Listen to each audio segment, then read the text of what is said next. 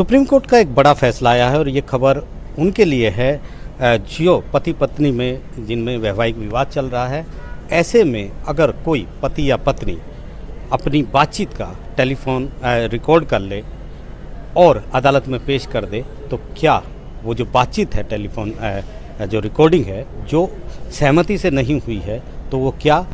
अदालत में ख़ासतौर पर फैमिली कोर्ट में क्या उसको सबूत के तौर पर माना जा सकेगा। इसको लेकर एक बड़ा फैसला सुप्रीम कोर्ट का आया है और सुप्रीम कोर्ट ने कहा है कि अगर कोई पति या पत्नी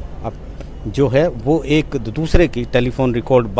कर ले इस तरीके से बिना सहमति के तो वो भी फैमिली कोर्ट में वैवाहिक विवादों में जो डिस्प्यूट होगा उसमें एज एन एविडेंस यानी सबूत के तौर पर वो स्वीकार्य होगा। ये बड़ा यहाँ पर फैसला दिया और जो पंजाब और हरियाणा हाई कोर्ट का फैसला था उसे सुप्रीम कोर्ट ने रद्द कर दिया है। हमारे साथ वरिष्ठ वकील हैं सुप्रीम कोर्ट के राजके सिंह सर, इस फैसले को कैसे देखें? एक बड़ा असर जो है ऐसे मामलों पर पड़ेगा जिसमें वैवाहिक विवाद पति और पत्नी के बीच चल रहे हैं। बिल्कुल सही बात है आशु जी, क्योंकि ये मैटर अपने आप में एक बड़ा मैटर है और इसमें जो जजमेंट आया है वो एक बहुत बड़े तबके को इफ़ेक्ट करेगा जो जहाँ पे मैट्रिमोनियल डिस्प्यूट्स में एविडेंस को लेकर के ट्रायल के स्टेज पे कंट्रोवर्सीज रहती हैं। अब ये तो बिल्कुल एक एस्टैब्लिश्ड फैक्ट है कि पति पत्नी का जो कम्युनिकेशन होता है कोर्ट उसको भी प्रिविलेज्ड कम्युनिकेशन मानता है। वो कहता है कि पति पत्नी के बीच में जो कम्युनिकेशन हो रहा है हम उसकी प्रिवी नहीं बनना चाहते हैं, वो प्रिविलेज्ड कम्युनिकेशन है और अगर वो किसी प्रोसीडिंग्स में बाहर आती हैं तो कहीं ना कहीं राइट ऑफ प्राइवेसी ब्रीच होता है। लेकिन इस मौजूदा मसले में सुप्रीम कोर्ट ने इंडियन एविडेंस एक्ट के 122 का जो एक्सेप्शन है, प्रोवाइजो है, उसको इवोक किया है और माननीय अदालत ने कहा है कि अगर कोई टेलीफोन रिकॉर्डिंग है और पति पत्नी के बीच में कोई झगड़ा चल रहा है और वो न्यायालय में लंबित है तो वैसे सिचुएशन में आइदर ऑफ द स्पाउस अगर उसके अगेंस्ट में एक दूसरे के अगेंस्ट में कोई एविडेंस है टेलीफोनिक तो वो कोर्ट के संज्ञान में ला सकता है और वो ट्रायल का पार्ट हो सकता है, क्योंकि इसके पीछे का तर्क ये दिया गया है कि जो फेयर ट्रायल है वो आर्टिकल 21 राइट टू लाइफ से फ्लो करता है। तो ट्रायल की निष्पक्षता के लिए बहुत इम्पॉर्टेंट है कि जो एविडेंसेस आपके पास हैं, क्योंकि आप तो ऐसे भी आप झगड़े में हैं, तो अगर झगड़े में हैं तो खुद को निर्दोष साबित करने के लिए जो साक्ष्यों की आवश्यकता है वो आपको न्यायालय में देना पड़ेगा। उसमें पत्नी हो या पति हो वो प्रिविलेज नहीं या इम्यूनिटी नहीं क्लेम कर सकती है। सबसे बड़ी बात यह है कि आदेश में जो क्लेम किया गया था दूसरी पार्टी के द्वारा कि अगर इस तरह की अनुमति दी गई तो पति पत्नी के बीच जासूसी की घटनाएं बढ़ जाएंगी और ये निजता के उल्लंघन का मामला है। राइट टू जो प्राइवेसी है चाहे जीवन साथी की उसका भी उल्लंघन करता है। सिरे से खारिज कर दिया जस्टिस नागरत्ना और जस्टिस सतीश चंद्र शर्मा की बेंच ने। नहीं, बिल्कुल निजता का उल्लंघन तो तब हो,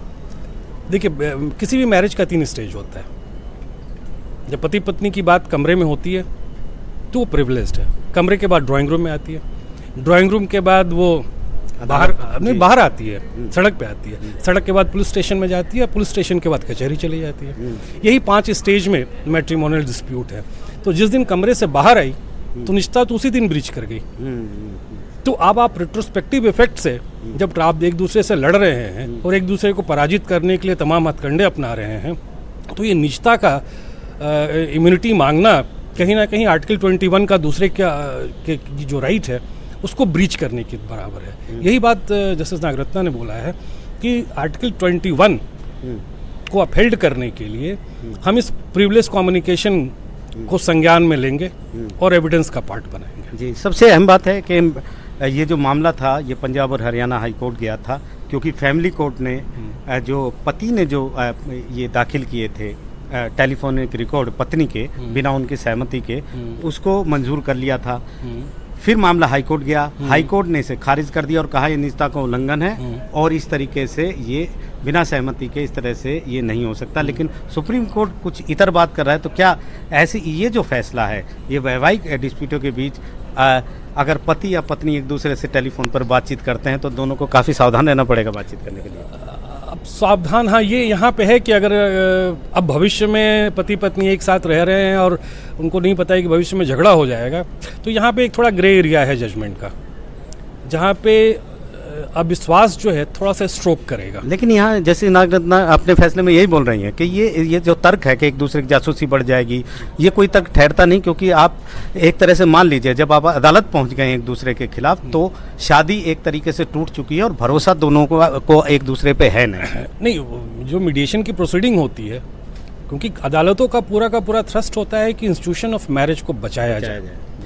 इसी से एक मीडिएशन की प्रक्रिया आज के डेट में बहुत हो रही है। तो वैसे सिचुएशन में ये देखना बहुत इंपॉर्टेंट होगा, क्योंकि जस्टिस नागरत्ना का जो इंटेंशन है बिल्कुल क्लियर है। वो कह रही हैं कि जब इररिवर्सिबल ब्रेकडाउन ऑफ मैरिज हो चुका है, जब एक दूसरे पे आप हेल बेंट हैं, जब भरोसा ही खत्म हो चुका है और ये एकदम डिटरमिन्ड हैं कि नहीं हमको साथ नहीं रहना है लेकिन एक दूसरे को पनिश करना है, तो पनिश करना है तो जो एविडेंसेस सामने वाले के पास अपने फेवर के हैं वो उसको तो अधिकार है लगने का। तो साफ तौर पर एक बड़ा फैसला है और जिसका असर खास तौर पर जो वैवाहिक विवाद हैं उन पर दूर तक जाएगा। नई दिल्ली से आशीष भार्गव, NDTV इंडिया।